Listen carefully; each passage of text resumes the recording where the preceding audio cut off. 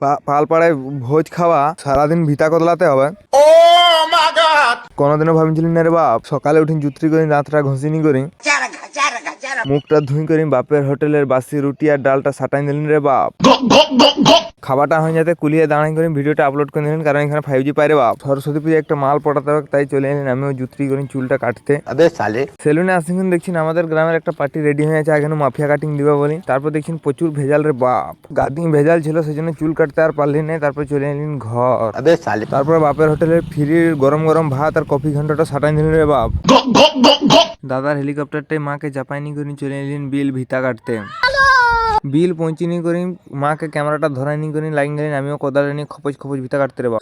সীতানালা খালটা পায়রানি করি চলে গেলেন আরেকটা বিলে বিতা কাটতে, শুক্লা বিলে রে বাপ। শুক্লা বিলে দাঁতটা কামড়াই ভিতাটা চটাইনি করি, আমার নরম নরম হাতে গরম গরম বড় বড় ফসকা করিনি করি, জুত করি কোদালটাকে কাঁধাইনি করি চলে এলেন একদম সেই খেজুর তলকে গাড়ি যেখানে পার্কিং আছে।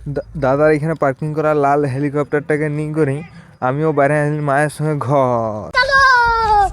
ঘর পৌঁছে নি করেন, দাদার হেলিকপ্টারটা পার্কিং করে নি করি, জুত্রি করে চানটি করে নি করি, বাইরে গেলেন কাকার সঙ্গে ভোজ খেতে যাবো বলে রে বাপ। ভোজ খেতে আসতেই প্রথমে লাইনটা পাই গেলেন আমিও, পার্টির সঙ্গে লাইনটা দিন করি, ভোজটা আমিও সাটাই দিলেন। ভোজটা খাওয়া হয় না, এখানে পার্টিদের সঙ্গে দাঁড়াই করে বিড়িটা মানে নাই পানমরিটা নি করে খাই করে ভোজ খাওয়া কমপ্লিট হয়ে যেতেই পার্টিদের সঙ্গে বেড়াই গেলেন শ্বশুরঘর দিকে যাবো বলে রে বাপ। পার্টিদের প্লেন চেঞ্জ হতে এরোপ্লেনটা নিয়ে পৌঁছে গেলেন রামেশ্বর। পুরা হেলিকপ্টারটা ফাটানি করে পৌঁছে যাবে রামেশ্বর। দিয়ে রামেশ্বর পৌঁছে নি করে 2-4টা মাল দেখি নাই মানে ফটো মটো তুলে নি করি, ধারে টাঙ্কি আসি করি, ফিরিয়ে জল খাইনি করি, বাইরে যাওয়া বলি ঘর। পার্টি আর ভাড়া করা হেলিকপ্টারটা ঘুরাইনি করি সোজা চলে যাওয়া এলো ঘর দিকে। তারপরে এইখানে আসি করি মিনি ব্লগটা আমি শেষ করে নিলাম।